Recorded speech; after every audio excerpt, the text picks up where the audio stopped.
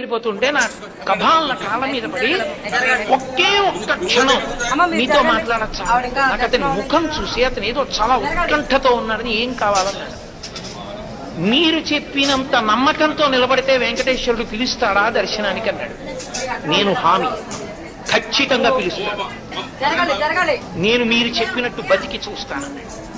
అతను ఒక 6-7 నెలలు పరమ ధార్మికంగా చక్కటి జీవనం చేశాడు. అతనికి తెలిసినట్టు తెలిసిండి వెంకటాచలం కొండ మీదకి వచ్చాడు. అతను వచ్చినట్లు నాకు తెలియదు.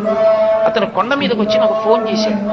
ఏమని ఫోన్ చేశాడంటే, నేను కొండ మీదకి వచ్చాను, మహాలఘు దర్శనం జరుగుతోంది, నిన్ను నమ్మి ధర్మాన్ని పట్టుకున్నాను, గురువు గారు చెప్పారు ధర్మం పట్టుకుంటే నువ్వు దగ్గరికి తీసుకుంటా ఉన్నారు, నన్ను కూడా తోసేస్తారా, నన్ను దగ్గరికి రానివ్వవా, నువ్వు నన్ను దగ్గరికి రానివ్వకపోతే ఇక నా శేష జీవితంలో ధర్మం పట్టుకో, నువ్వు